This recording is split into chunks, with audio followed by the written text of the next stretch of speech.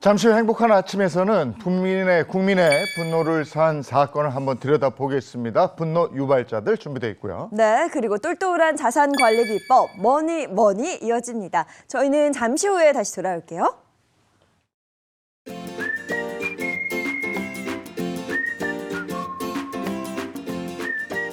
안녕하십니까. 행복한 아침 이재용입니다. 안녕하세요, 정예인입니다. 오늘은 5월 21일 화요일이고요. 저희 분노 유발자들 준비되어 있는데 학교 폭력 어제 오늘의 일이 아닙니다. 네. 상처받은 사람들은 평생 그 상처가 치유되지 않지요. 오늘 한번 그 사건 속으로 들어가 보겠습니다. 네, 그리고 여러분 매달 나가는 보험료 혹시 좀 아깝진 않으신가요? 머니에서는 보험 다이어트와 또 꼭 필요한 보험 알려드리겠습니다. 자, 화요일 행복한 아침 시작합니다.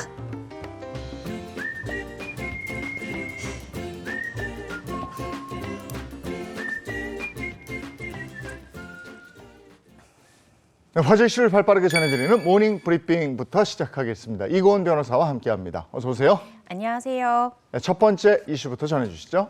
네, 첫 번째 이슈는요. 음주운전과 이 뺑소니 혐의를 받고 있는 가수 김호중 씨가 사고 열흘 만에 자신의 음주 사실을 돌연 인정했다라는 소식입니다. 그간 가수 김호중 씨 같은 경우에는 음주운전은 절대 아니다, 운전 미숙으로 인한 사고였다라고 주장을 해왔는데요. 지난 19일이죠. 지난주 일요일 창원 공연을 마친 이후에 음주 사실 인정하면서 사과하는 입장문을 게시했습니다. 그간의 입장과는 상반된 발표인데요. 이렇게 뒤늦게 혐의를 인정한 이유는 뭘까요? 어제 김호중 씨의 변호인이 입장문을 올렸는데요. 해당 입장문 내용을 살펴보면 창원 공연 직전에 이 김호중 씨가 심경의 변화를 일으켰고 이에 따라 국민들에게 사과문을 전달하게 되었다라고 밝혔습니다. 하지만 일각에서는요, 김 씨가 지금 시점에서 이 입장을 바꾼 이유가 실익을 계산한 것이다라는 분석도 나오고 있는데요. 수사 상황이 워낙 구속 수사까지 번질 가능성도 계속 보도되고 있고요. 또 예정됐던 공연의 취소 위약금을 막기 위해서 일단은 공연 때까지는 버텼다가 이제 공연이 끝나고 나서 혐의를 인정하고 사과하는 전략을 취한 것은 아닌지 여러 가지 추측들이 나오고 있습니다. 음주 사실이 밝혀지면서 그동안 김 씨를 옹호했던 팬들까지 돌아섰다면서요? 네, 일부 팬들은요, 정말 믿는 도끼에 발등 찍혔다라는 반응들도 나오고 있습니다. 특히나 이 트로트 팬덤 커뮤니티인 미스터 트롯 갤러리는요, 지난 19일에 엄정한 수사를 요청하는 입장문을 발표하기도 했습니다. 팬들은 음주는 절대 하지 않았다라면서 극구 부인하며 이 대중을 기망했던 소속사의 부끄럽고 참담한 망언을 잊을 수 없다라면서 실망감을 표했는데요.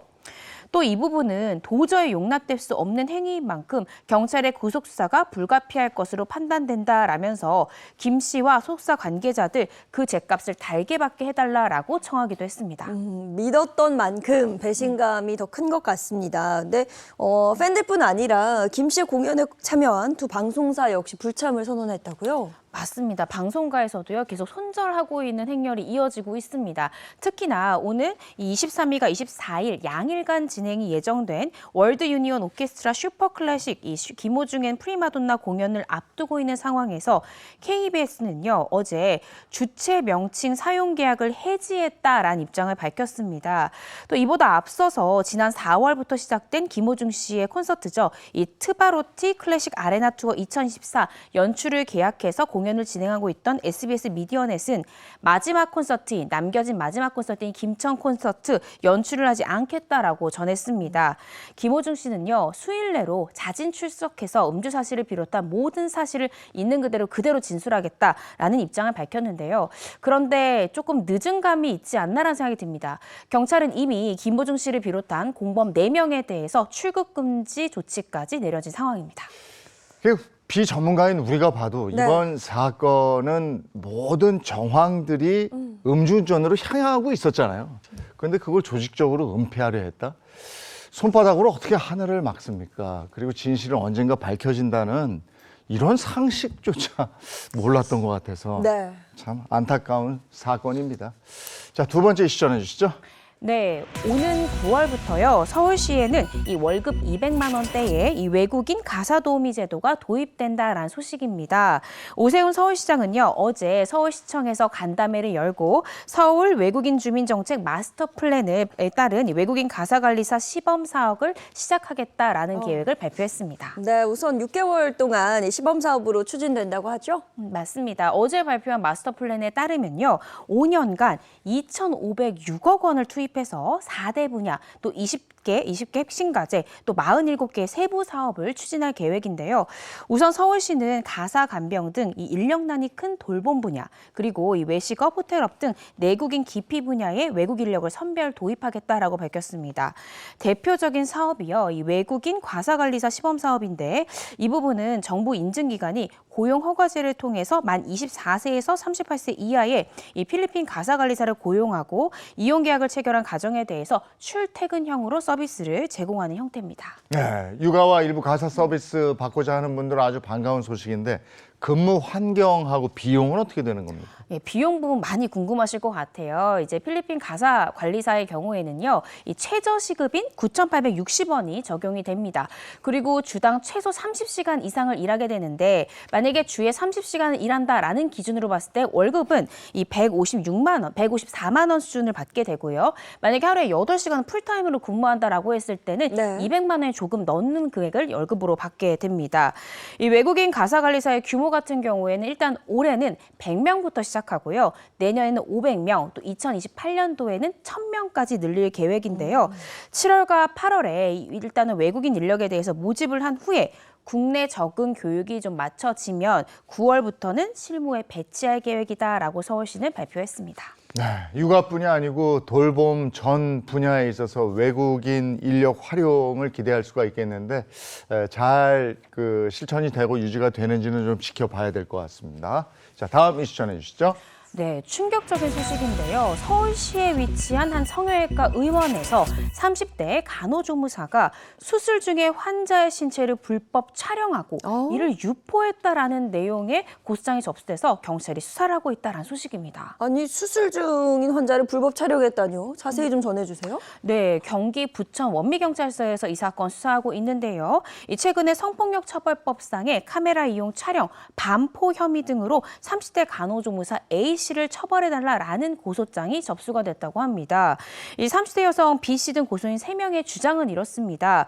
A씨가 서울의 한 성형외과에서 수술 중인 환자의 사진을 이 휴대전화로 찍은 뒤에 다른 환자에게 보여주거나 심지어 이 카톡으로 보냈다라고 지금 피해자들은 피해 내용 호소하고 있는데요. 네. 지난해 1월에 이 성형외과에서 코 성형 수술을 받았던 피해자 B씨 같은 경우에는 당신애가 마취된 상태여서 이 사실을 몰랐다가 뒤늦게 알게 되어서 고소하게 됐다. 이렇게 신병을 토로하기도 했습니다. 야, 이게 무슨 짓을 한 겁니까? 네. 아니, 뿐만 아니고 간호조무사 A씨는 불법 의료 행위를 했다면서요? 그러니까요. 정말 설상가상으로 이제 피해자들 주장은 이 간호조무사 A씨가 불법 의료 행위를 하고 뒷돈을 이 개인 계좌로 받기까지 했다라고 피해자들은 주장하고 있습니다. 이 또 다른 여성 같은 경우에 고소장에 뭐라고 썼냐면 지난해 7월에 이마 필러 이 주입 시술을 A씨에게 받고 20만 원을 이 간호조무사 A씨 계좌로 보냈다라는 겁니다.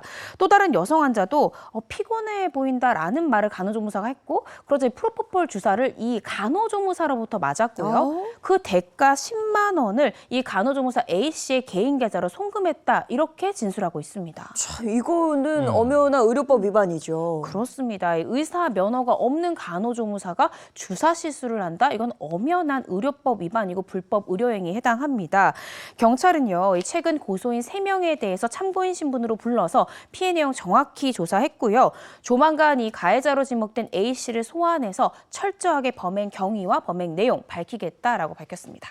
이거 병원에서 이루어진 일이면 의사가 관리 감독을 해야 되는 건데. 그럼요. 네. 이게 어떻게 이런 일이 있죠? 네. 예, 다음 이슈 전해 주시죠. 네, 최근 한국 사회에서 이혼이나 미혼 출산으로 인해서 한부모 가정이 늘고 있죠. 따라서 5월 초등학생 운동회 시즌을 맞아서요. 아빠 대행 서비스를 이용하시는 분들도 많아지고 있다는 소식입니다. 그 결혼식 하객 대행 서비스 혹은 뭐 주례 대행 서비스 이런 건 봤는데 아빠 대행 서비스는 좀 생소합니다. 네, 저도 처음 들어봤는데요. 이 한 대행 서비스 전문 업체에 따르면 요즘 아이 운동회에서 개주를 좀 띄워주고 아빠 역할을 해달라라는 문의가 크게 늘고 있다라고 합니다. 이 대행 서비스를 하는 분들은 대부분 이 연기를 전공한 분들로 이 평소에는 회사원으로 일하다가 부업으로 대행 서비스를 하기 때문에 감쪽같이 연기할 수 있다 이렇게 자신감을 내비치기도 했는데요. 또 다른 업체 역시나 아빠 대행 업체를 선정을 해서 신청을 하실 경우에는 실제로 초등학생 아이를 둔 이 40대 초중반의 이 남성을 섭외해 줄 수 있다. 그리고 계약금을 입금하면은 후보자 몇 명의 사진을 추려서 보내드릴 수 있다. 이렇게 말하기도 했습니다. 아니 참 씁쓸하기도 하고 아이 입장에서 보면 좀 짠하기도 하고 네. 그렇죠. 그 아빠 대행 서비스 이거는 뭐 그 어쨌든 뭐 신청을 하는 거라고 그랬는데 비용도 생기겠네요. 그렇습니다. 비용이 이렇게 만만치 않습니다. 일단은 역할 대행 업체 중에 이 아빠 대행 서비스가 가능한 곳은 한 10곳 정도로 지금 추려지고 있는데요. 아빠 대행 서비스를 5시간 정도 이용할 경우 업체별로 30만 원 선에서 50만 원대까지 다양하게 가격대가 분포되어 있습니다. 오. 심지어는요. 바쁜 워킹맘을 대신해서 학교 행사에 참석하는 이 엄마 대행 서비스까지 등장을 했는데요. 한 업체 사이트 이용 후기에는 맞벌이를 하고 있어서 정기적으로 학교에 오가면서 학부모 모임이나 선생님 면담을 챙기는 서비스를 내가 이용을 해봤는데 아이 엄마인 저보다 더 세심하게 챙겨주셔서 만족한다라는 이용 후기가 올라오기도 했습니다. 아빠 대행 서비스. 그럼 지금 얘기 들어보니까 엄마 대신 가주는 네. 엄마 대행 서비스까지 있다는 거잖아요. 네. 아, 이걸 뭐라고 얘기해야 될지 모르겠습니다. 그리고 가족이 함께 참여하는 운동에 참 우리 추억 속에 좋은데 네. 이게 또 요즘 같은 가족의 형태로 보면 또 아이들 한쪽 마음을 울리게도 될 것 같아서 네. 아이고 참 여러 가지로 생각할 일이 많습니다. 자, 오늘 모닝 브리핑 여기까지 하겠습니다. 이고은 변호사와 함께했습니다. 고맙습니다. 고맙습니다.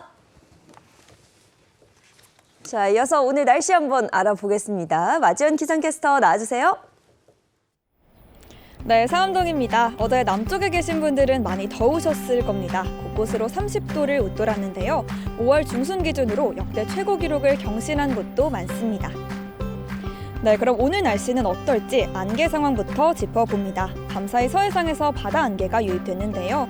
200m 앞을 내다보기 어려워서 천천히 이동하셔야겠습니다. 이번 주는 대체로 맑고 덥겠습니다. 오늘도 하늘에 구름만 지나겠고요. 볕이 강하게 내리쬐면서 자외선 지수도 높겠습니다. 현재 제주 산간에는 건조특보가 유지되고 있습니다. 요즘 날이 좋아서 산행 떠나시는 분들 많은데요. 산불이 나지 않도록 불씨 관리 잘 하셔야겠습니다. 오늘은 서쪽을 중심으로 낮더위가 이어집니다. 서울 28도 등 반소매 차림이 어색하지 않겠고요. 동풍이 불어드는 동해안은 비교적 선선합니다. 네, 달력은 아직 5월인데 벌써 초여름에 접어들었습니다. 바깥 활동하신다면 틈틈이 그늘에서 쉬어주시고요. 수분 섭취도 충분히 해주시기 바랍니다. 날씨였습니다.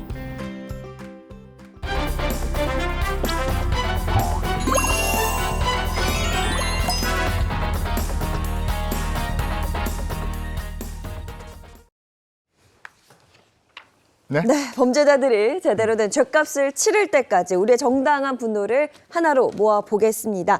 분노 유발자들 이고은 변호사 그리고 신인선 씨 소개합니다. 어서 오세요. 안녕하세요. 예, 오늘 학교 폭력에 대해서 얘기를 좀 하려고 하는데요. 고등학교 2학년이 치르는 2026년 대학 입시부터 학교 폭력 조치 사항이 필수로 반영된다 이렇게 돼 있습니다. 그러니까 학교 폭력을 저지르면 좋은 대학에 갈 수 없다. 네. 이렇게 된 거죠. 맞습니다. 하지만 지난해 서울 소재 고교의 학교 폭력 이 심의 건수가요. 최근 4년 새 최고치를 기록했다고 합니다.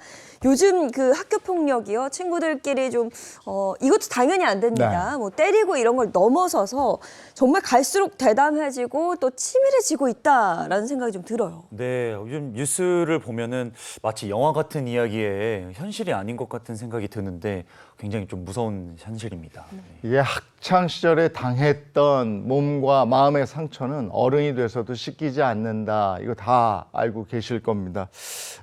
얼마 전에 막을 내렸던 인기 드라마의 악역 배우 송하윤 씨가 또 학폭 논란에 휩싸였잖아요. 네, 고등학교 시절 그 학교 폭력의 가해자였다는 제보가 또 있었죠. 송하윤 씨가 고등학교 3학년이던 2004년 8월 평소 알고 지내던 제보자를 놀이터로 불러서 이유 없이 1시간 30분 동안 뺨을 때렸다는 주장입니다. 소속사는 일단 전면 부인한 상태죠. 네, 그렇습니다. 이 송하윤 씨의 소속사는요, 일단 이 제보자 송하윤 씨 일면식도 없다. 그런 사실조차 사실이 아니다라고 강력 부인하는 대응을 했습니다.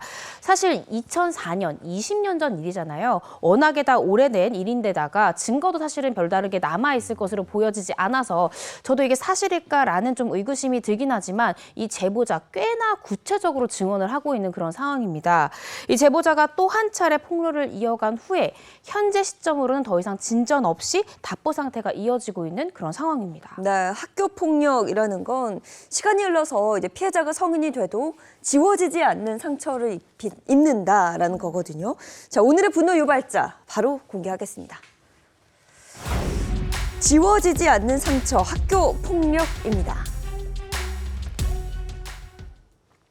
더 이상 학교 폭력을 아이들의 치기로 봐서는 안 될 것 같습니다. 네. 우리 때도 학교 폭력이 있었어요. 그런데 요즘처럼 이렇게 잔인하고 악질적이지는 않았거든요.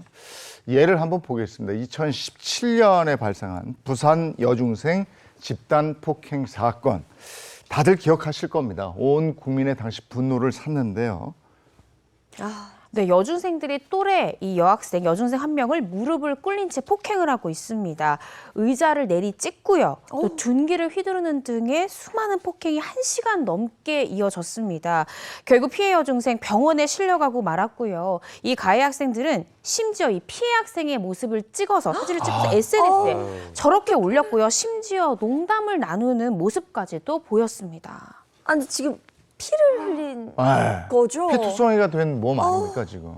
그러니까 이게 실제 사진이고요. 네. 온라인상에 빠르게 유포가 됐습니다. 야, 중학생들이 벌인 일이에요, 이게. 네. 이렇게 저 여학생은 무사한 겁니까 지금? 다행히도 생명에는 지장이 없는데 네. 저 피를 많이 흘렸잖아요. 네. 당시에 이 피해 여학생이 머리가 찢어졌다고 해요. 어. 두피가 찢어져가지고 봉합 수술을 받았고 출혈이 심해서 저때 당시엔 중태 상태까지 빠졌다고 합니다. 근데 무엇을 잘못했길래 저렇게까지 하는 걸까요? 이 가해 학생들이요, 중학교 3학년 학생이었고 피해 학생 같은 경우에는 다른 학교를 다니는 중2 여학생이었다는 거예요. 가출한 뒤에 서로 이제 만나서 알게 된 사이였는데 이 가출했을 때 피해 학생이 좀 버릇없게 말했다. 그래서 내가 좀 화가 나서 우발적으로 이런 범행을 했다라고 가해 학생들은 주장을 했습니다. 그런데 이후에 밝혀진 사실관계 충격적이었는데요. 알고 보니 이 가해 학생 2명은 이 피해 학생을 이전에도 폭행한 전력이 있었습니다. 아유. 그러니까 저게 처음이 아니었다는 건데 네. 어떤 일이 있었습니까? 이게 이제 1차 폭행 사건은 2달 전쯤에 있었다고 합니다. 가해자의 남자친구가 피해자에게 건 전화를 받았다는 게 그 폭행의 이유였다고 합니다. 2차 폭행 사건의 가해자 2명을 포함한 이 5명이 공원으로 불러내서 슬리퍼로 폭행을 가하다가 노래방에서도 폭행을 이어간 건데요. 반주를 틀어놓고 마이크와 주먹 등으로 폭행했고 나갈 때도 들키지 않게 옷과 마스크를 씌워서 나갔다고 합니다. 그랬기 때문에 주변 사람들은 이 학생이 폭행을 당했다는 걸 알아차리지 못했다 그래요. 성인보다 더 철저하게 그러네요. 했던 거 아닌가 싶고 그런데 촉법이라고 선처해 주는 게 맞나 싶은데요. 당시에 피해 학생 무려 전치 2주의 상해를 입었다고 합니다. 경찰에 신고를 했지만 이 피해 여학생 얼굴이 너무 부어가지고 진술을 제대로 못했다가 이후에 이 여학생이 경찰에 연락을 끊으면서 이 수사가 지지부진하게 흐지부지 됐었다라고 합니다. 그런데 이 집단 폭행의 가해자 같은 경우에는 이미 이 특수절도 혐의로 선도조건부 기소유예를 받은 상태였고요. 또 다른 친구들 같은 경우에도 이 보호관찰 처분을 받고 있었던 상태였다고 해요. 이 선도 프로그램에 참여할 걸 조건으로 이 가해 학생이 이 기소유예 처분을 받은 만큼 이 선도 대상 프로그램 이 학생의 이름을 올렸고요. 이제 이럴 경우에 검사가 뭐 10시간, 20시간 이렇게 교육을 받을 걸 조건으로 기소유예 처분을 내렸는데 이 당시에는 10시간 이 교육 프로그램을 받을 것을 조건으로 기소유예 처분을 했다고 해요. 그래서 이 가해 학생 10시간 동안 이 프로그램에 참여해서 교육을 들었다고 합니다. 그러니까 처벌보다는 교화 개선을 한다. 그래서 기소를 유예했는데 그 조건은 선도 조건부 뭐 네. 이렇게 돼 있는 거죠. 네. 근데 또 반복한 거 아니에요. 같은 죄를. 그러니까요. 사실 기소유예라는 건 불기소지 않습니까? 네. 검사가 한 번은 너가 소년이니까 교화될 수 있게 선처를 해준 기소유예 처분을 받았음에도 불구하고 오히려 보복 폭행이 이루어졌던 굉장히 좋지 않은 예라고 네. 생각이 듭니다. 이 선도 프로그램을 이수하고 심지어 이 두 번째 사건 채 2달이 지나지 않은 시점에 이런 일들이 발생을 했다는 거고요. 또 자신을 고소하고 학폭위까지 너 때문에 가게 됐어. 이런 분노심에 보복 폭행으로 이어졌던 것으로 밝혀졌습니다. 보복 폭행이라는 말 너무 끔찍한데 네. 선도 프로그램이 그 목적이 잘 이루어지지 않은 거잖아요. 차라리 1차 폭행 때 이후에 선도 프로그램 말고 조치가 좀 잘 됐으면 하는 그런 제 바람이 있는데 그랬다면 어땠을까 하는 생각이 드는 거죠. 예. 돌아보니. 자, 그런데 더 안타까운 건요. 이 여학생이 공터로 끌려가는 모습을 시민들이 목격을 했었다는 부분입니다. 아무도 근데 신고를 하거나 도와주질 않았다는 건데요. 목격자에 따르면 이 여학생들이 한 아이를 끌고 가면서 신고하니 좋았어? 라며 욕을 하고 경찰에 신고해보라며 윽박지르는 소리를 들었다고 합니다. 하지만 실제로 순찰차가 지나가는 모습을 봤기 때문에 누가 신고를 한 줄 알았다면서 신고하지 않은 이유를 밝히기도 했는데요. 그냥 했겠거니 했던 것 같아요. 그러니까 이 상황상. 아이는 네. 걸어가면서 네. 공권력을 조롱하는 얘기를 이렇게 한 거고, 근데 주변 CCTV 보면 경찰차가 지나가긴 지나갔답니다. 네. 그리고 피해 여학생을 발견하지 못하고 지나간 게 참 안타깝네요. 네, 저도 그렇고 어른들이 주변에서 조금만 더 관심을 기울여 주셨으면 어땠을까 싶고요. 저부터 주변에서 어떤 일이 일어나는지 좀 잘 알아봐야 될 것 같습니다. 근데 가해자분들은 어떤 처벌을 또 받았을까요?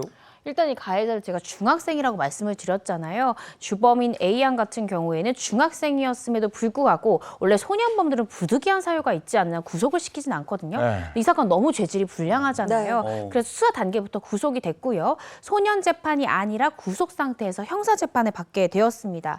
검찰에서는 변론이 종결되고 구형을 하면서 어떻게 이야기했냐. 이 가해 학생 3명에 대해서 중학생이라고 보기 어려울 정도의 범죄였다. 또 보호관찰 등 이미 기회가 주어졌음에도 불구하고 이러한 폭행이 계속해서 이어진 만큼 죄의 상환은 엄벌이 필요하다고 검찰은 강조했습니다. 그러면서 이 가해 학생 2명에 대해서는 장기 5년, 단기 4년을 구형했고요. 또 이 폭행에 대해서 손으로 때리고 망을 본 혐의를 받고 있는 다른 학생에 대해서는 장기 3년, 단기 2년을 구형하면서 재판장에게 이러한 징역형을 선고해달라, 엄중한 형을 내려달라고 검찰은 구형을 했습니다. 네, 사안이 사안인 만큼 중형을 구형한 셈이네요.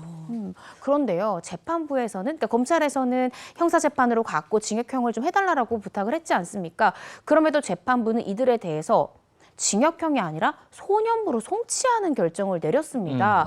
재판부에서는 그렇게 판단한 이유에 대해서 어떻게 설시했냐. 이 피고인들이 저지른 범행은 성인이 저질렀다 하더라도 너무 잔혹하고 죄질이 좋지가 않다. 그렇지만 이들 나이가 어리고 또 인지 판단 능력이 성인의 수준에 이르지 못한다라고 봤고요. 따라서 이 성인과 동일한 잣대로 책임 능력을 물을 수가 없다. 또 이 사회에 복귀할 수 있도록 형사처분보다는 이 소년보호 처분을 통해서 이 교화 목적을 좀 달성할 필요가 있다라면서 이 소년부로 송치하는 결정을 내렸습니다. 이 결론적으로는 가해자들 징역형이 아니라 이 소년 재판을 통해서 소년 보호 처분을 받게 된 그런 상황이 펼쳐졌습니다. 그러니까 이 아이들이 공권력을 조롱하고 네. 신고해봐, 우리 건들 수 있을 것 같아, 이런 식으로 얘기하면서 그 피해자를 데리고 간 거 아닙니까? 네. 판단 능력이 성인에 못 미쳐서 그래 후배를 의자로 내리치고 저렇게 피투성이가 된 애를 찍어가지고 SNS에 올리고 이럽니까? 그러니까요. 저도 사실 재판부의 판단이 납득이 되지 않습니다. 심지어 이제 주범에 대해서는 구속까지 시킨 상태였는데 왜 이 사건을 소년부로까지 송치를 했는가? 사실 소년 재판으로 가게 되면요. 가장 중한 처분이 2년 소년원 가는 거예요. 근데 2년 소년원 간다고 해도요. 형사 전과에는 아무것도 남지가 않습니다. 그러니까 이 가해자가 나중에 성인이 돼서 정말 아동 관련된 시설에 이렇게 학폭의 가해자임에도 불구하고 아동 관련된 시설에 취업한데도 아무런 장애가 발생하지 않는다는 점에서 재판부의 소년부 송치 결정이 과연 타당했는가라는 의구심이 드는 대목입니다. 네, 다 같은 마음이었을 겁니다. 당시 청와대 이청원 게시판에는요, 부산 여중생 폭행 사건 이 가해자들을 강력 처벌해달라라는 게시물들이 올라오기도 했는데요. 당시 누리꾼들의 반응 좀 어땠을까요? 뭐, 보복 폭행인데 왜 또 기회를 주는 거죠? 제대로 처벌 안 하면 앞으로 이것보다 더한 짓을 할 수도 있겠다 싶어요. 강력하게 처벌하기를. 지금 이런 범죄가 몇 번째 반복입니까? 아이를 많이 낳으라고 하지 말고 안전한 학교 환경을 만들어주세요와 같은 분노의 의견을 쏟아냈습니다. 네. 이게 2017년에 있었던 일이에요. 지금 2024년입니다. 네. 7년이 지났어요. 이제 성인이 됐을 텐데 그렇죠. 어떤 성인이 됐을까요? 궁금해지네요. 뭐 하고 있을까요? 네. 자, 사건 이후에 만 18세 미만 소년범에게 최대 형량을 제한하는 소년법을 폐지해야 된다.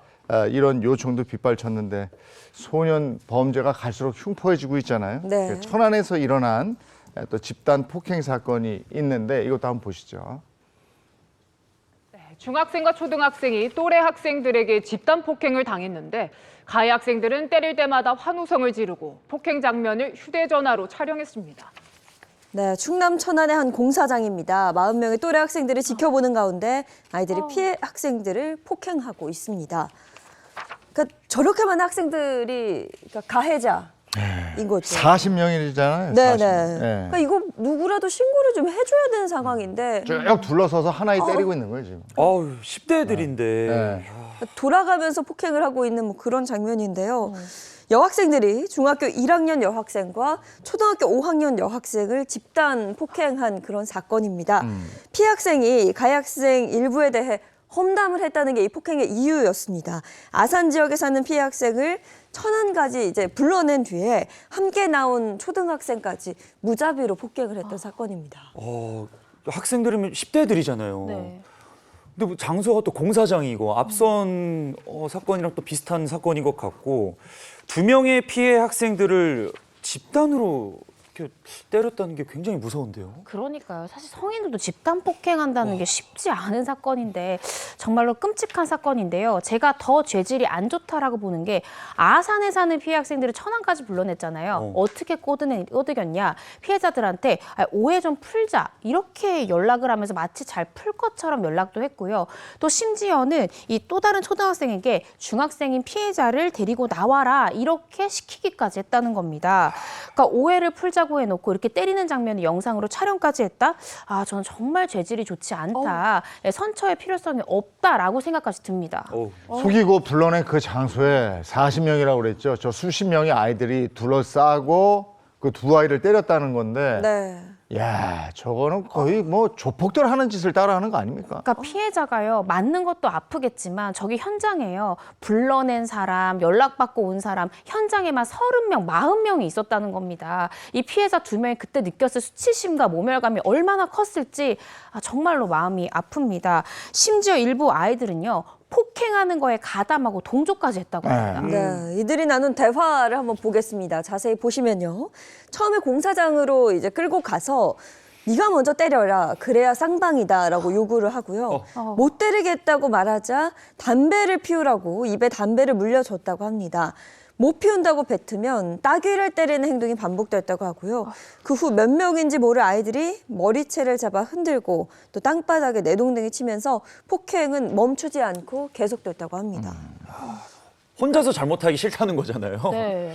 근데 저 많은 학생들 중에 한 명이라도 신고를 안 한 게 더 신기한데요. 어떻게 된 거죠? 신고를 안 한 정도가 아니라 오히려 가해 학생들을 부추겼다는 겁니다.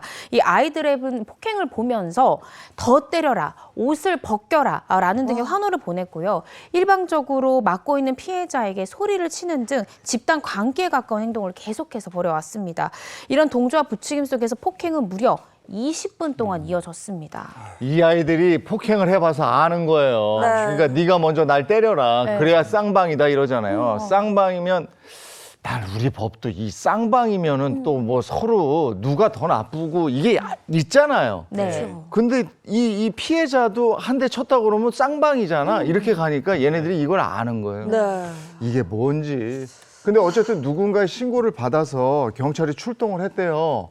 근데 출동했다가 그냥 돌아갔다는 겁니다. 네. 이 부분도 짚어봐야 할 것 같습니다. 경찰이 출동했다가 다시 돌아간 이유 한번 들어보실까요? 폭행 신고가 있었다는 신고를 받고 저희 갔어요. 피해자 학생한테 물어봤더니 자기 넘어졌지 다친 게 아니다, 맞은 게 아니다 이렇게 해서 돌아왔고요. 피해자한테 물어봐. 저 상황에서 피해자한테 물어봐. 아휴. 누가 대답할 수 있겠어요? 가해자가 눈앞에 있는데. 기가 막히네. 피해자는 사실 속으로는 굉장히 도와달라고 요청을 네. 하고 있을 텐데 네. 가해자의 말을 믿고 돌아가시면 어떡합니까? 아휴. 그 3, 40명이 애워싸고 있는데 피해자가 맞았는데 맞았어? 거기서 맞았어. 얘네들 나 때렸어요. 이거 어떻게 합니까? 말 못하죠. 그러니까 안 맞지 않았다. 넘어진 거다. 이렇게 둘러댄 건데 그걸 믿고 돌아가다. 너 안 맞았지? 이러고 간 거 아니야. 그러니까 경찰 태도가 너무 아쉬운데요. 네. 당시 가해자들의 나이가 굉장히 어렸다는 것도 저는 정말 충격적입니다. 네. 당시 폭행에 실질적으로 직접적으로 가담했던 인원이 한 10명 정도로 추려지는데 한 명 빼고 촉법소년, 즉 14세 미만의 소년들이 저런 끔찍한 폭행을 벌였다라는 겁니다. 피해 여중생이 입은 상해 엄청 심각합니다. 전치 11주의 상해를 여중생이 와. 입었고요. 어우. 따라갔던 그 초등학생은 따라가서 맞아가지고 전치 2주의 상해를 입었다고 해요. 검찰에서는 이 가해자들의 죄질 굉장히 좋지 않게 봤고요. 그래서 소년이었음에도 불구하고 구속 기소를 하게 됩니다. 이 구속을 결정을 할 때 폭행 장면을 영상으로 만들어서 SNS에 올리기까지 했던 점까지도 검찰은 참작을 했다라고 밝혔습니다.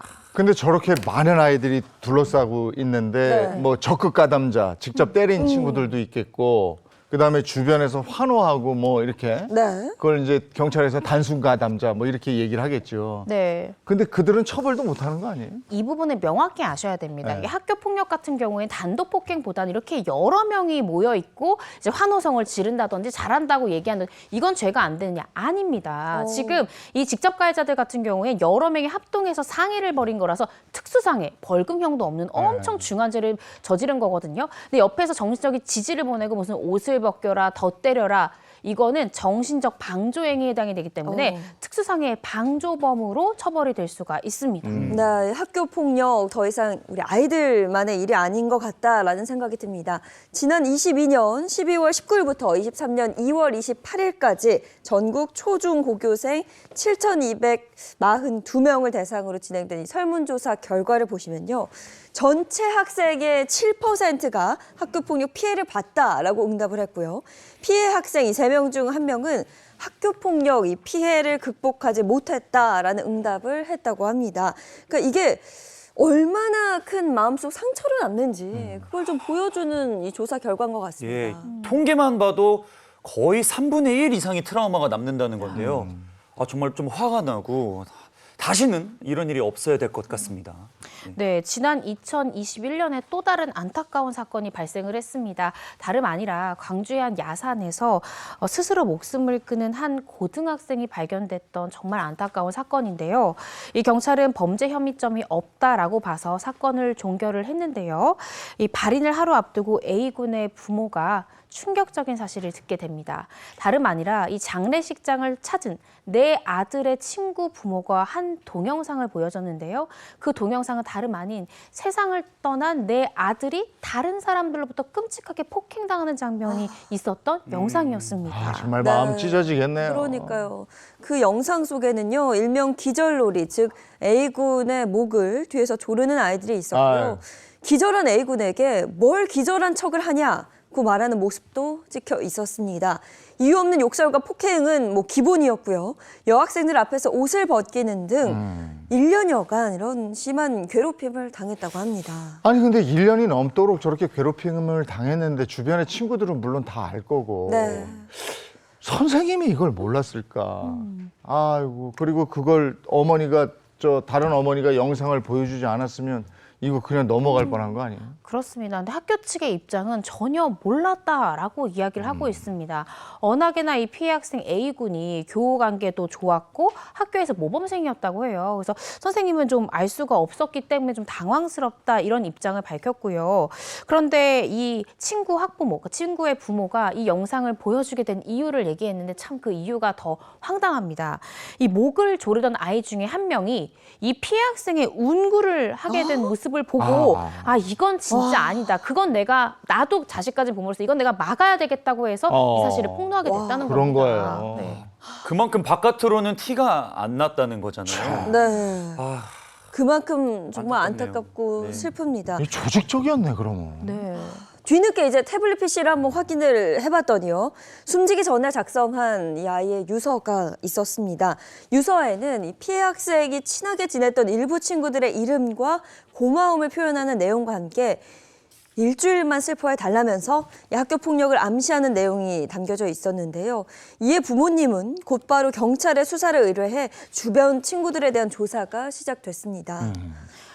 그럼 이제 처벌을 받게 된 건가요? 그게 그럼요. 궁금한데요. 네, 그렇습니다. 가해 학생 11명 중에 2명이 구속이 됐고요. 경찰에서는 9명을 불구속 상태로 입건을 했습니다. 그리고 이 기소 의견으로 검찰에 송치를 했는데요. 1심 결과 A군을 심하게 괴롭혔던 이 2명 같은 경우에는 장기 3년에 단기 2년, 또 장기 2년에 단기 1년을 선고했고요. 나머지 5명에 대해서는 소년법에서 정한 이 소년보호 처분을 받게 되었습니다. 네. 근데 항소심에서 감형을 받았다는데 이건 어떻게 된 겁니까? 그러니까요. 항소심에서 감형을 받았는데요. 그 감형 사유에 대해서 재판부는 이렇게 얘기했습니다. 이 피해자가 상당한 고통을 겪었고 책임을 져야 한다라고 판시하면서도 일부는 범행을 인정하고 반성하고 있고 또 이 민사소송에서 공탁한 점. 근데 공탁했다는 건요, 여러분. 피해자한테 용서를 받고 합의한 거랑 분명히 다릅니다. 그냥 그럼요. 법원에 네. 돈만 맡긴 아니, 거거든요. 여기서 또 공탁 나옵니까? 네, 아, 정말. 공탁을 한 점을 고려해서 감형을 했다라고 했습니다. 선고 형량을 보면 항소심에서요. 한 명에 대해서는 장기 2년 6개월에 단기 2년, 또 나머지 2명에 대해서는 각각 장기 1년 6개월, 단기 8개월, 장기 1년 6개월, 단기 1년으로 감형을 했고 나머지 2명에 대해서는 이 벌금형과 징역형의 집행유예로 감형을 했습니다. 네. 우리 앞에 여중생들 사례를 봤잖아요. 또 신고했다고 이제 보복으로 하고 법을 알기 아주 우습게 아는 것 같은데, 근데 가해자들도 청소년이니까 뭐 100번 양보를 해서 벌보다는 교화를 해야 된다라는 건 알겠는데, 그럼 아무런 죄 없이 당한 우리 피해 학생들은 어떻게 되나요? 아니 정말 떠난 아이도 불쌍하고 이 보낸 부모님은 어떻게 살아가야 될지 참 저도 이제 자식 키우는 입장이니까 네. 이거 정말 답답하고 화나고 이렇습니다. 네. 유해는 경남 사천에 보관을 하고 광주를 떠나셨다고 그래요. 네. 이 얼마나 상처가 깊으면 그곳에 못 살죠. 못 살죠. 떠났죠. 네, 맞습니다. 피해 학생이 자라 성인이 된다고 해서 과연 그 상처가 잊혀질까요? 절대 그렇지 않습니다. 학교폭력 피해 사실을 폭로해서 OTT 드라마 더글로리의 현실판 주인공이라고 알려진 표예림 씨.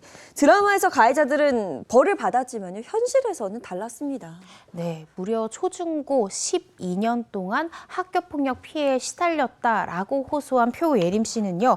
학교폭력 피해 생존자 연대 모임인 나다움을 만들고 이 학교폭력 관련한 여러 가지 활동들을 해왔습니다. 하지만 가해자들에게 진정한 사과 한 번 받지 못한 채로 결국 작년 10월에 생을 마감하게 됐습니다. 그렇죠. 뭐 1년, 2년도 힘든데 12년 동안 폭력에 시달리면 그동안 아무도 도와주지 않았다는 거고 성인이 되어서도 매일 그 악몽에 시달리셨던 것 같습니다. 네. 어린 시절에 아무 이유도 없이 괴롭힘 당하고 폭행 당하고 그랬답니다. 그때 상처가 너무너무 깊고 컸기 때문에 성인이 돼서도 정말 그 잊지를 못해서 가해자한테 연락을 취했다고 그래요. 그런데 대화 내용을 한번 보시죠. 그때 왜 그랬는지 이유를 듣고 싶은 마음에 연락을 했지만 가해자는 사과는커녕 스토커 취급을 하고 드라마 보고 용기를 얻어서 그러느냐 이러면서 오히려 비아냥거렸다. 네. 그러다가 표예림 씨의 그 학폭 사실이 언론에 널리 알려지면서 비난 여론이 일자 가해자가 뒤늦게 이 피해자에게 연락을 해왔다는데요. 하지만 표예림 씨는 너한테 했던 짓이 솔직히 기억은 안 난다. 어렸을 때 일이라고 말하는 모습에 더 큰 상처를 받았다고 합니다.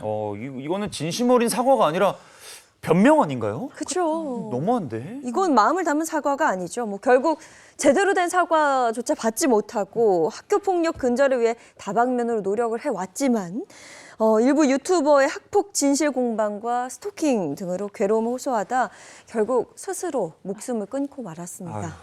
한 사람을 피폐하게 만들고 성인이 돼서까지 계속 침잠하게 만드는 네. 학교 폭력. 가해자들은 버젓이 잘 살고 있고 피해자는 계속해서 움츠려드는 이런 상황. 이거 어떻게 해야 됩니까? 사실 저도 소년 전담 검사 생활을 했습니다. 소년 사건 다루다 보면요. 제가 가해자를 두둔하려고 하는 것이 아니라 이런 학교 폭력과 소년범들은 이제 보통 부모님들을 부르거든요. 면담을 해보려고. 부모님이 검사님 저 안 갑니다. 내놓은 자식이 하면서 아예 검찰청조차 오지 않는 부모도 꽤 네. 되고요. 한부모 가정이거나 제대로 가정에서 돌봄이 되지 않는. 그래서 제가 이 친구를 기소해줘도 이 친구 과연 가정에서 다시 한번 돌봄을 받고 올바른 길로 선도해줄 사람이 있을까라는 의구심이 들어서 소년부로 송치하는 결정을 내리는 경우들도 있었습니다. 그러니까 초범일 경우에는 기소유예나 한 번의 기회를 주는 것을 저는 동의를 하는데요. 하지만 재범일 경우엔 반드시 소년 재판으로 가게 해서 법이 얼마나 준엄한 것인지 또 3범, 4범으로 이어질 경우엔 아무리 소년이라도 형사재판으로 갈 수 있다라는 심각성을 좀 깨닫게 해줄 필요가 있다. 또 가정에서도 이런 부분 좀 잘 돌봐서 재범, 3범으로 이어지지 않도록 할 필요가 있다라는 생각이 듭니다. 네, 내가 성인이 되어서 가장 빛이 나는 그 순간에 과거의 잘못이 부메랑이 되어 돌아올 수 있다는 사실, 그리고 이 학교 폭력이라는 것 자체가요, 어린 시절 철없이 한 행동 아닙니다. 굉장히 큰 범죄라는 사실을 이제는 좀 알아야 할 것 같습니다. 근데 변호사님 법이 얼마나 준엄한지 네. 그 말씀하셨는데 네. 지금 얘를 이렇게 보고 얘네들 어떻게 처벌했나 보니까 안 준엄한데요. 아유. 예? 법이 네. 우리 정서하고 너무 안 맞는다 이런 생각이 들고 이 지경까지 오니까 이 아이들이 가해자들이 법을 우롱하는 발언을 서슴지 않고 공권력을 무시하는 발언을 서슴지 않고 이 마당입니다. 이게 학교 폭력을 보는 즉시 적극 대처해야지 그냥 미정미정 넘어가면 큰일 난다 이런 생각이 또 오늘 다시 한번 들었습니다. 네, 네, 고맙습니다. 고맙습니다.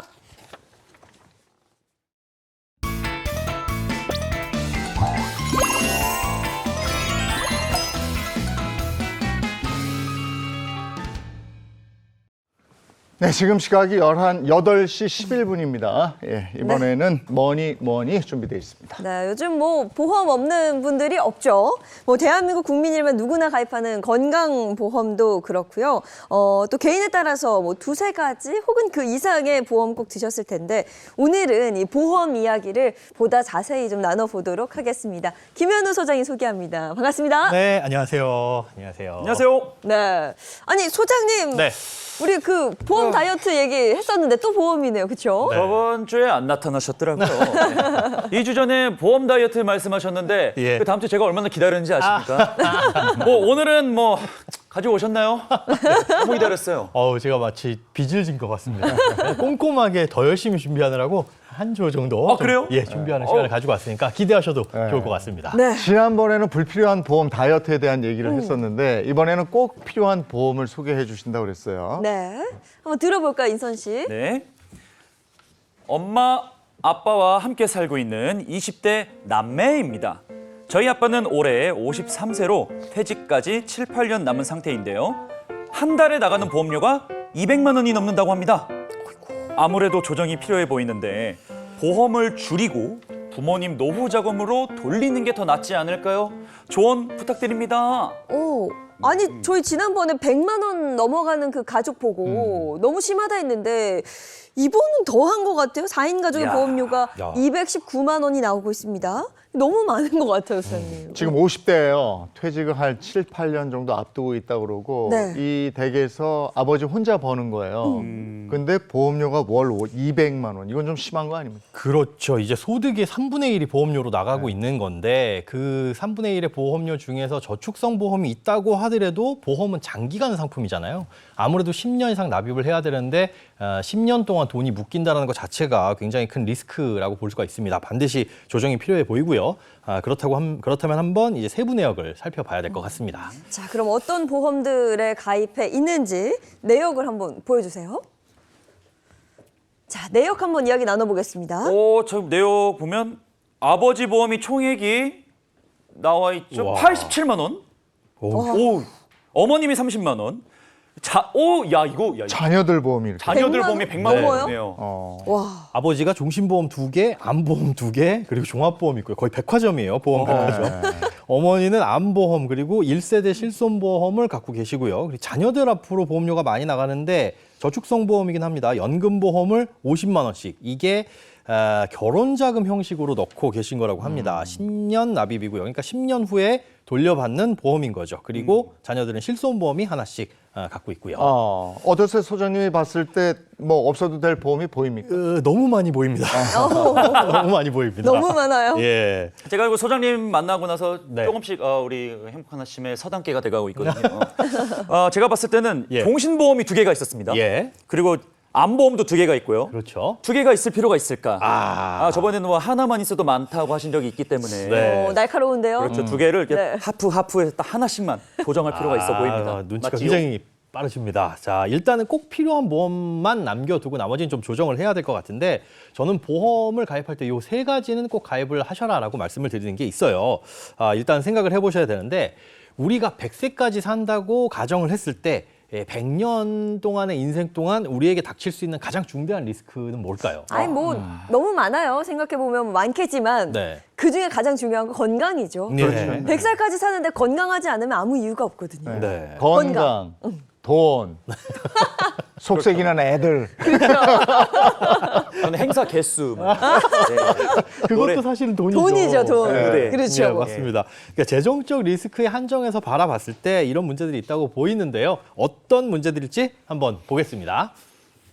병에 걸리는 경우, 네. 다치는 경우, 나이 들면서 병원비.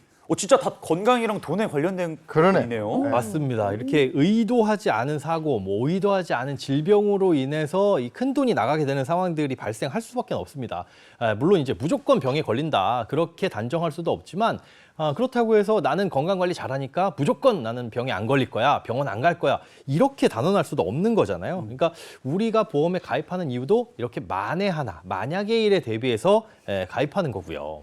그러니까 살다 보면 무슨 일이 있을지 모르니까 네. 거기에 대비해서 보험을 들게 되는 건데 보험 종류도 너무너무 다양하고 막 이렇다 보니까 보험 때문에 등골 휜다는 분들도 있단 말이에요. 맞습니다. 저 아직 젊은데 등골 휘기 전에. 오늘 그 중요한 3가지를 말씀해 주시려고 나오신 거잖아요. 네, 맞습니다. 한번 속 시원하게 한번 발표해 주세요. 네, 속 시원하게 공개해 드리면 좋겠지만 예, 왜요? 처음부터 공개하면 재미가 없으니까 퀴즈로 준비를 해봤습니다. 뭔 네. 소리야. 자, 꼭 필요한 보험 베스트 3입니다. 자, 3가지 나왔습니다. 누가 먼저 도전해 볼까요? 셋 중에. 인선 씨. 신인선. 예. 오늘은 먼저 선으로 가겠습니다. 네. 그 도전의 아이콘인 제가 또 겁없이 또 한번 이렇게 덤벼들어 볼게요. 저번에 말씀하셨을 때 필요 없는 보험에 대해서 이야기를 많이 해주셨어요. 그렇죠. 저번에 제가 적어놓은 거 보니까 종신보험 대신 정기보험을 드셔라 이렇게 말씀하셨으니까 전 요걸로 가겠습니다.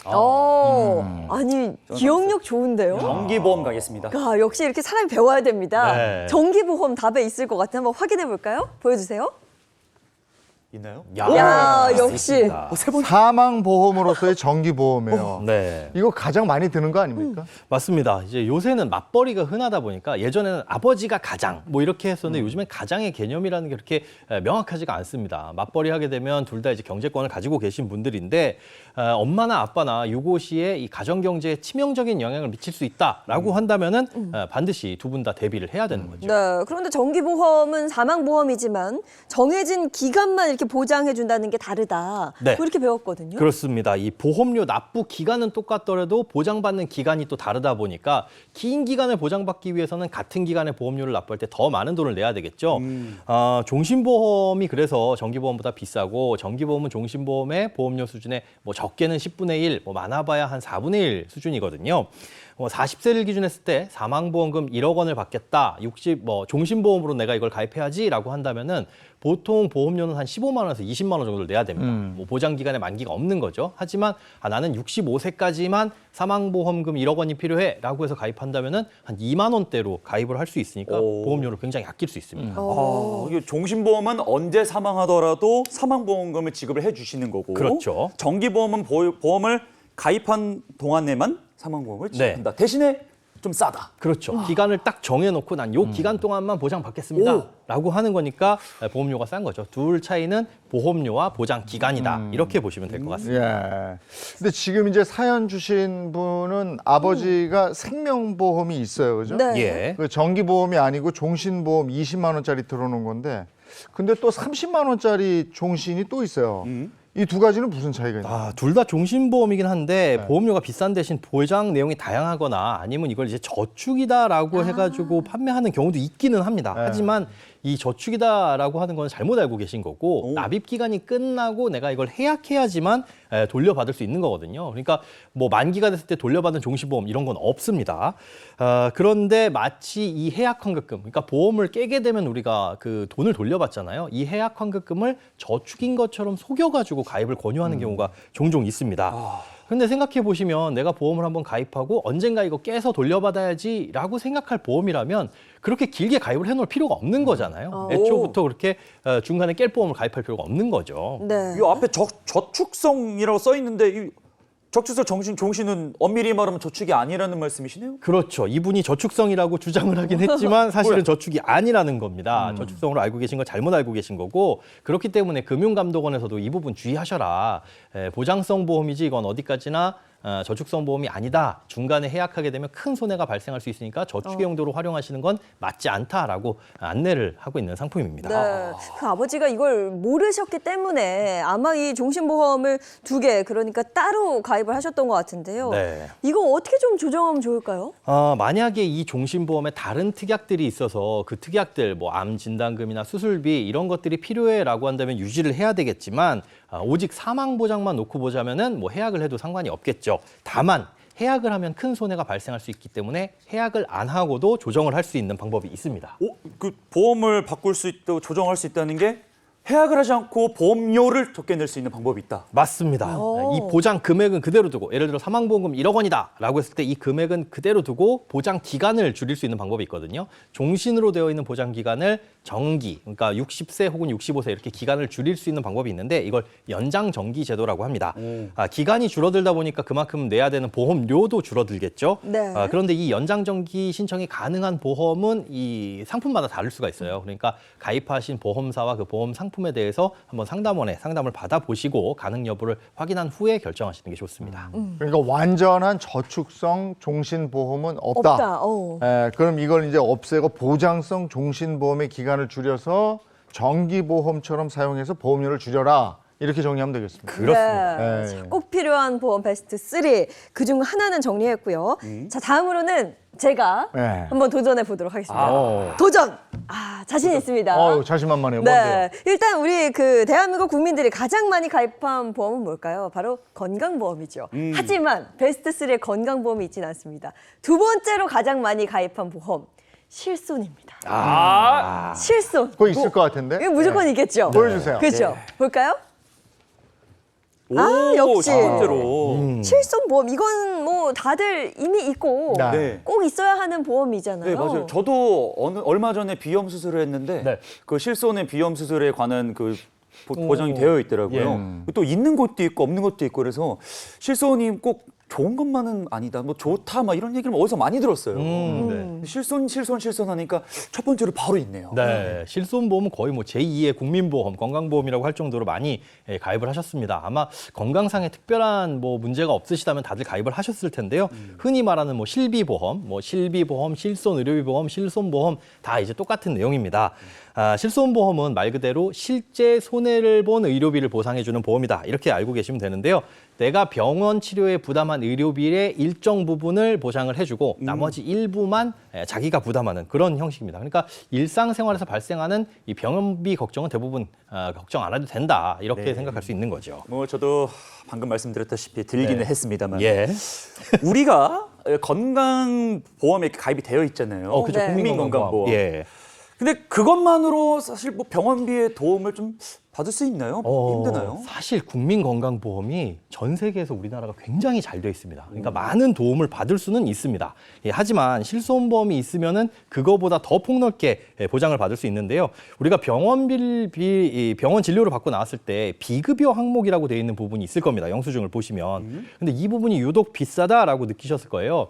보통 이 급여와 비급여 이렇게 나누긴 하는데 급여가 뭐냐? 국민건강보험에서 적용을 해주는 거. 그러니까 의사 선생님이 이건 보험 안 돼요라고 한다면 국민건강보험 안 되는 거다. 맞아요. 근데 국민건강보험되는 이 급여는 건강보험공단에서 대부분을 부담하고 자기 부담금 조금 붙습니다. 그러니까 우리가 감기로 병원에 가더라도 뭐 한 2, 3천 원 내고 나오잖아요. 네, 네. 이런 것들이 이제 급여 진료고 그 외에 이거 건강보험 적용 안 되는데 좀 비싼 겁니다라고 하는 게 비급여 치료 이런 것들이 조금 부담이 되는 치료들이죠. 네, 요즘엔 비급여 치료 이런 게 많아지는 것 같더라고요. 맞아요. 네? 예. 그 뭐 도수 치료나 얼마 전에까지 도수 치료 됐었는데 요즘 안 되는 거 많고 네. 영양제 이런 거 안 되는 거고. 네. 네. 사실 되는데 좀 까다롭게 보는 겁니다. 그러니까 이 비급여 치료까지 다 해준다고 하니까 병원에서도 혹시 실비보험 가입하셨으면 이거 다 보험금 받을 수 있습니다. 그걸 먼저 물어보더라고. 네. 실비보험 주셨어요? 이러고. 그러면 맞아요. 이제 마음 놓고 치료를 받을 수가 있다 보니 또 실비보험 재정 상태도 안 좋아지고요. 그래서 급여 항목 같은 경우에는 본인 부담이 어느 정도 있는데 이런 실손보험 같은 경우는 그 부담하는 폭을 훨씬 더 줄여주는 장점이 있는 거죠. 네, 그래서 꼭 있어야 하는 보험이다. 이건 또 알겠습니다. 그런데 보면 이 사연을 좀 자세히 보면요. 자녀들 같은 경우에는 4세대 실손이고요. 그리고 우리 어머니의 경우에는 1세대 실손입니다. 이게 보험료 차이도 좀 크거든요. 어떤 점이 다른 건지 좀 궁금한데요. 네, 우리가 이 보험을 알면서 이렇게 공부까지 해야 되나 싶기는 한데요. 이 실손보험 같은 경우는 계속 변화해 왔습니다. 일단 1세대 실손보험은 2009년 7월까지 판매됐던 상품인데 당시의 실손보험은 내가 지불한 병원비의 90%에서 많게는 100%. 와. 그러니까 병원비를 전부 다 보험금으로 지급해주게 네. 돼 있으니까 내 돈이 하나도 안 들어가는 거죠. 어. 그러니까 일부 비급여 치료 외에는 전부 보장해주기 때문에 가성비는 좋습니다. 다만 단점은 보장 범위가 지금보다는 다소 협소하고요. 그다음에 5년 단위 갱신, 5년마다 보험료가 올라가서 한 번 갱신될 때 큰 폭으로 오른다라는 단점이 있고요. 자, 반면에 이제 2세대, 3세대 이렇게 쭉 거쳐오면서 4세대까지 왔는데 4세대 실손보험은 2021년 7월부터 바뀐 상품입니다. 요거는 이제 급여의 80% 그리고 비급여 진료비에 대해서는 70%를 보장을 해주고 나머지는 본인이 부담을 해야 되는 방식입니다. 1세대에 비해서 뭐 치과 질환이라든가 한방 진료, 피부 질환, 뭐 선천성 뇌 질환 이런 거에 대해서는 조금 더 폭넓게 보장을 해주고 있는 게 4세대 실손보험의 특징이라고 볼 수 있습니다. 지금 이 가정에서는 그 보장 범위도 다 다르고 갱신 단위도 다 다르고 네. 이 실손보험 조정이 어떻게 해야 되는 걸까? 장단점이 너무 명확하니까 네. 뭘 해야 될지 모르겠네요. 뭐 다시 한번 좀 보면서 얘기 나눠보죠. 네. 네. 자, 보면서 얘기 나눠보면 어머니가 이제 1세대 실손보험 20만 원 가입을 하고 있고요. 예. 딸과 아들이 각각 4세대 실손보험 10,000원 정도 그렇죠? 가입하고 있네요. 네, 그렇습니다. 그런데 현재 가입할 수 있는, 신규로 가입할 수 있는 실손보험은 4세대만 가능합니다. 1, 2, 3, 4 중에 고르는 게 아니라 지금 판매되고 있는 4세대만 가능하니까 자녀들 같은 경우는 실손보험 건드릴 게 일단 없죠. 그리고 어머니 같은 경우에 1세대니까 1세대에서는 지금 4세대로 전환을 하는 것도 가능하거든요. 만약에 보험료가 부담된다면 1세대 실손보험에서 지금의 4세대 실손보험으로 갈아타는 것도 방법입니다. 그런데 갈아타기 전에 이 부분을 반드시 확인하셔야 되는데요. 뭘까요? 그 4세대가 보장을 좀 더 폭넓게 해주는 거잖아요. 네. 근데 자가 부담금이 많다고 했으니까 네. 그럼 병원을 자주 가는 우리 분들은 좀 손해를 좀 많이 보지 않을까요? 그렇죠. 예, 나는 요것만 아픈데 그렇죠, 그렇죠. 막 여기 가서 일부러 치료를 받을 수는 없잖아요. 연세가 맞습니다. 좀 있으신 분들은 예, 병원 자주 가시는 분들은 옛날 1세대 실손 갖고 있으면 내 돈 들어가는 거 거의 없으니까 예. 부담이 없을 텐데 바로 그겁니다.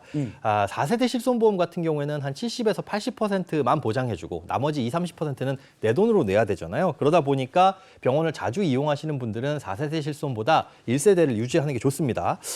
하지만 여기 사연에서 나온 이 어머니 나이대를 보니까 한 50대이신 것 같거든요. 아직 만약에 크게 아프신 곳이 없고 병원도 자주 가시는 편이 아니다라고 한다면은 보험료 절감 차원에서는 1세대에서 4세대로 옮기는 것도 좋을 것 같습니다. 하지만 단점을 잘 아셔야 되는데 앞서 말씀드린 그런 단점 외에도 4세대 실손보험만의 치명적인 단점이 있기는 해요. 뭐예요? 뭐냐? 자, 기존 보장이 100%에서 70%로 떨어진다는 것 외에 4세대 실손보험은 5년마다 한 번씩 재계약을 하게 되어 있습니다. 그런데 그 재계약하는 시점에 판매되는 보험으로 다시 가입이 되는 거거든요. 예를 들어 지금은 4세대 실손으로 7, 80% 정도 보장을 해주는데 5년 후에 가니까 뭐 5세대 실손, 6세대 실손이 나오면서 그때는 50%밖에 보장을 안 해준다. 이렇게 되면 그걸로 자동으로 갈아타게 되는 거예요. 그러니까 그런 리스크에는 조금 노출돼 있다라는 걸 잘 알고 가입을 하시는 게 좋습니다. 그러면 이제 병원을 많이 찾게 되는 50세, 60세, 이제 70세 되고 막 이러니까 1세대가 난 것 같고. 제 생각도, 예, 네. 젊은 분들은 할 수 없이 4세대니까 그냥 이쪽으로 가는 거죠. 뭐. 네. 그 실손보험을 더 뭐 추가해야 되고 이런 건 있습니까? 아버지 같은 경우에 지금 실손보험이라고 딱히 명시된 게 없는 거 보니까 실손보험이 없는 것으로 보이거든요. 그런데 과거에 가입한 종합보험에 포함돼 있다면은 가입 안 하셔도 상관없겠지만은 만약에 포함돼 있지 않다면 준비를 하는 것도 좋을 것 같습니다. 뭐 4세대 실손보험은 이 보장이 7, 80%로 좀 낮아진 대신에 보험료가 싸거든요. 네. 1, 2만 원 수준밖에 안 하기 때문에 이런 거 정도 하나는 가입을 해두시는 것도 좋을 것 같습니다. 네, 뭐 실손보험과 관련해서는 명확하게 정리가 됐을 것 같고요. 자, 마지막 하나 남았습니다. 이번에는 요건 제가 도전. 그렇죠. 이재용 아나운서. 도전. 도전. 이분도 보니까 아버지가 암보험 2개 있던데 네. 예, 암보험 하나 정도는 있어야죠. 어. 예, 어떻게 될지 모르니까. 맞네. 자, 있습니까? 안보험 가겠습니다. 안보험 있어요. 자, 있어야지. 없어요? 들어야지. 아니네, B 하거든요. 아닌가 봐요. 안타깝게도 오. 정답에는 없습니다. 저거 들어야 되는데. 제가 알기로는 한국인의 3분의 1 네. 이상이 암에 걸린다고 알고 있거든요. 예. 암보험이 필요 없는 보험인가요? 사실 필요가 없다기보다는 뒤에 나올 그 보험에 사실 포함돼서 여기에는 정답에는 포함이 안 돼 있습니다. 그렇구나. 예, 암보험 필요하긴 하죠. 네. 우리가 네. 암에 걸렸을 때는 치료비만 필요한 게 아니라 그 부수적으로 들어가는 비용이 네. 많이 있거든요.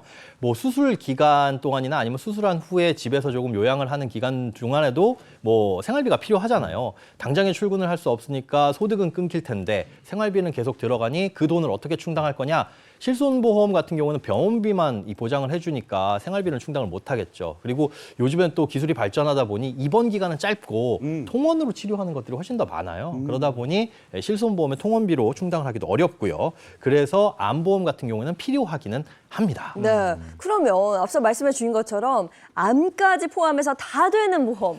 그게 뭔지 궁금해요. 네, 암에 대한 대비도 중요하지만 암만큼 중요한 것들이 있습니다. 큰 돈 들어갈 질병은 암뿐만이 아니죠. 그런 질병에 대한 대비를 생각해 보시면 될 것 같습니다.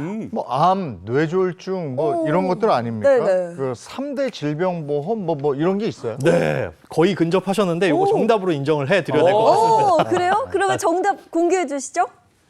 볼까요?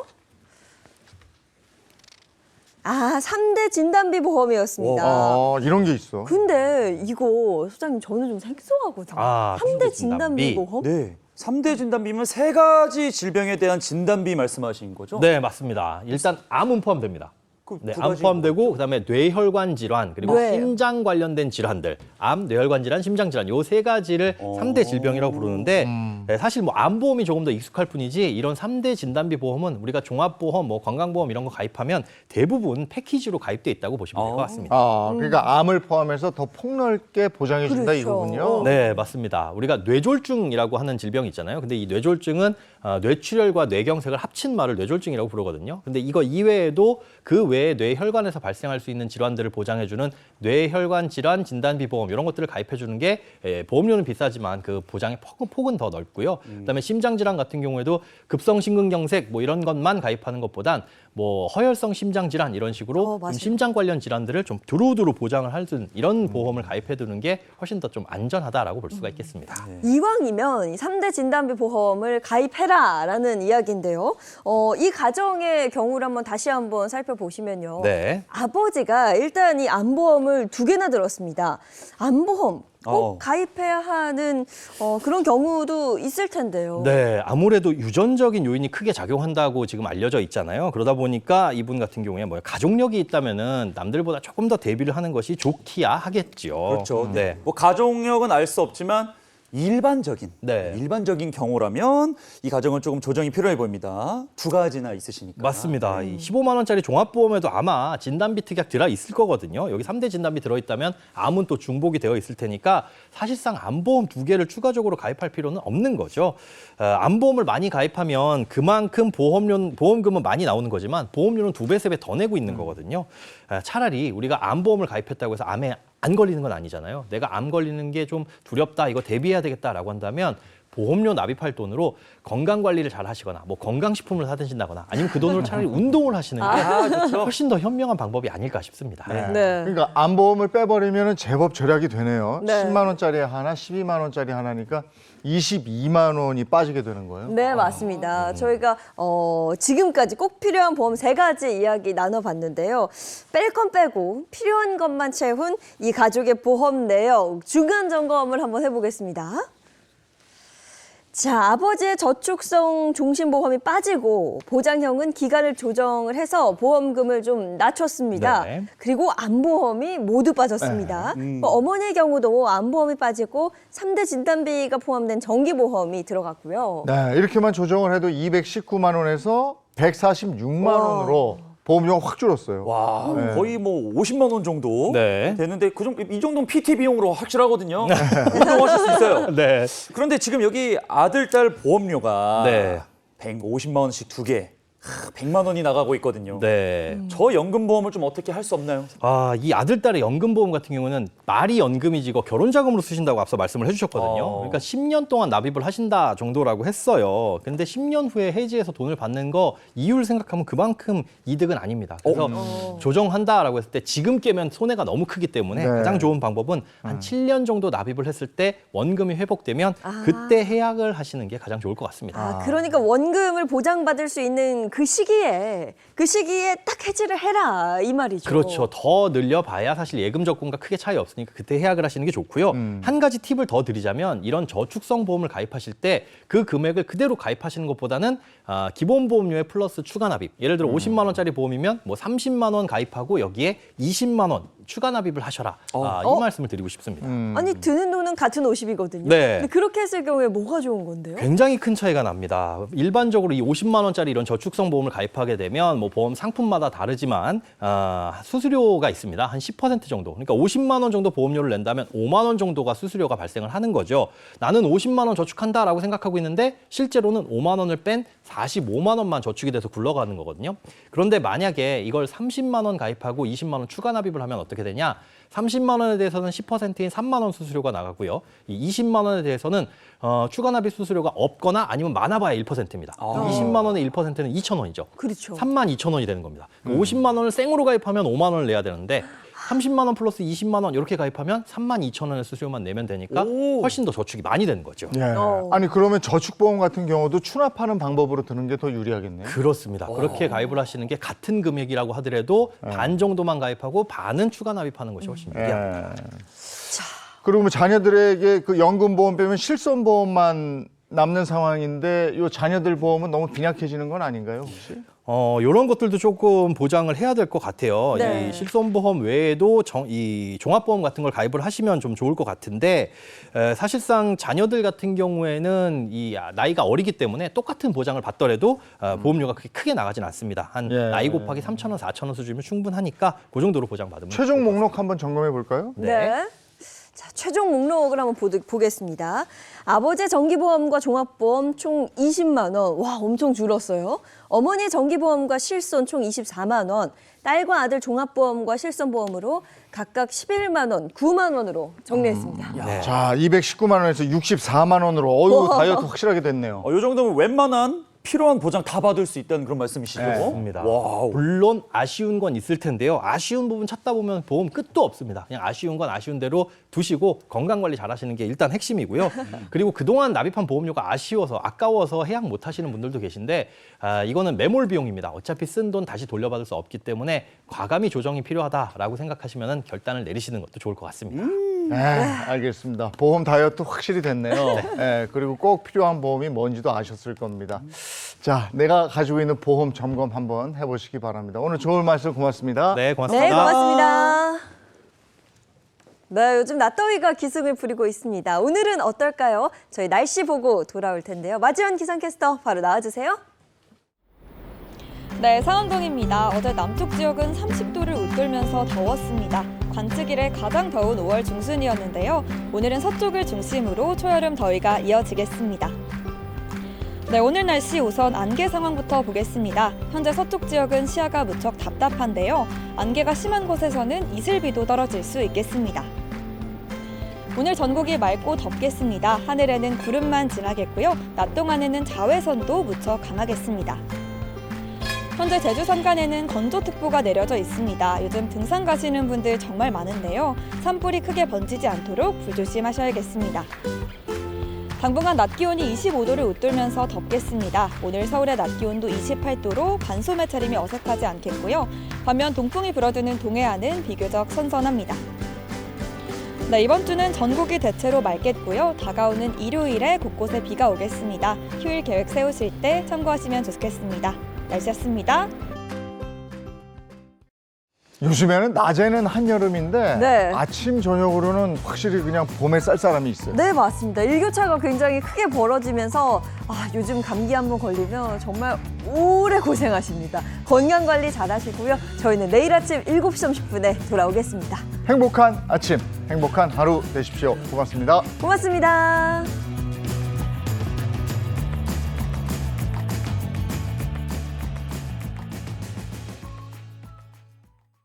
채널 A